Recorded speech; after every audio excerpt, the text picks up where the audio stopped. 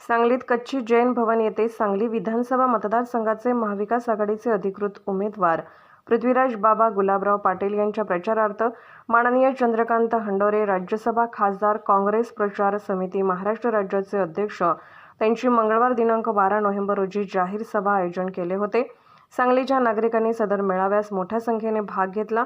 त्यावेळी सर्व पक्षाचे ज्येष्ठ आजी माजी नगरसेवक, पक्षप्रमुख व कार्यकर्ते उपस्थित होते। आपलं सरकार येणारच आहे। मगाशी मी प्रेस कॉन्फरन्समध्ये आमदारांना सांगितलं 145 आमदार जर आपले आले तर आपण सत्ता स्थापन करतो, सरकार आपलं करतो। 31 खासदाराच्या मतदारसंघामध्ये आणि ते सोडून बाकीच्या इतर मतदारसंघामध्ये शक्ती माझ्यामध्ये आता निर्माण झालेली आहे। शक्ती संघटनेचा तुम्हाला जय हिंद, जय महाराज, जय संविधान।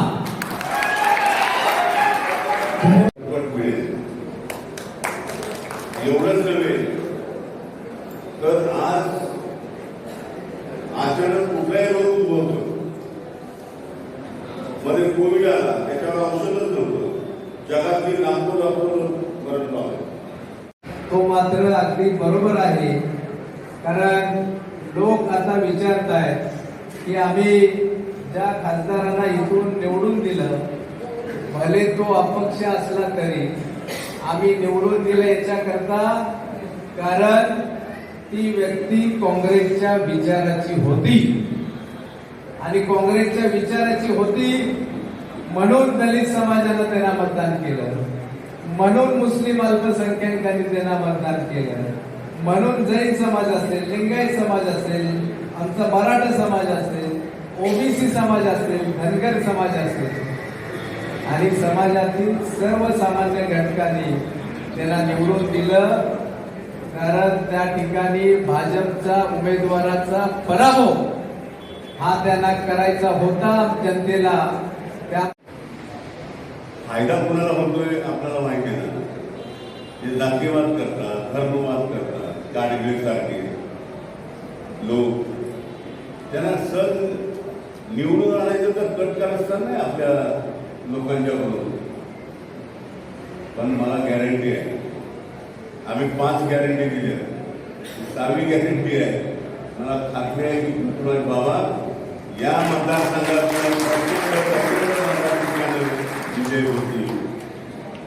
महिलांची गॅरंटी राहुलजींनी दिली, 1500 रुपये लाडक्या बहिणीला देण्याचं ठरलेलं आहे, यांचं देता येते सरकारला दिलो। माझ्या प्रचाराचा नारळ त्यांच्याच हस्ते फोडला गेला आहे आणि त्यांची पूर्ण ताकद व्यासपीठावर असणारे, त्यांना मानणारे आणि तुमच्या समोर बोलत असणारा मी स्वतः उमेदवार, आम्ही सर्वजण डॉक्टर विश्वजित कदम यांचे कार्यकर्ते आहोत आणि हा संग्राम आपल्या इथं येणारा, माझ्या प्रचाराकरता येणारा, त्यांचं आता स्वप्न आपण थोडीच मिळवलेलं आहे, कारण त्याला आता इथं काही सांगता येणार नाहीये। ते म्हणाले होते की महाविकास आघाडीचा अधिकृत उमेदवार आम्हीच, किती चेष्टा करायची, ज्याच्याकडे अखिल भारतीय काँग्रेस पक्षाचं एमपी फॉर्म आहे, ज्याला अधिकृतरित्या हात चिन्ह दिलंय, तो अधिकृत उमेदवार असेल का नसेल। आणि मला असं वाटतं की ही चर्चा पास करूया। मला इथं महत्वाचं खुलासा करायचा आहे, कोणताही संभ्रम नको। आता इथं तुम्ही निर्धार केलाय, निर्णय घेतलाय, या राज्यातला जसा संपूर्ण दलित समाज एकवटला आणि काँग्रेसला, महाविकास आघाडीला लोकसभेमध्ये जसा तुम्ही पाठिंबा दिला, त्याच धर्तीवर आता महाराष्ट्राच्या विधानसभेमध्ये संपूर्ण दलित समाज करू शकत नाही। येत्या 20 नोव्हेंबरला विधानसभेचं मतदान होतंय। माझं चिन्ह आहे हा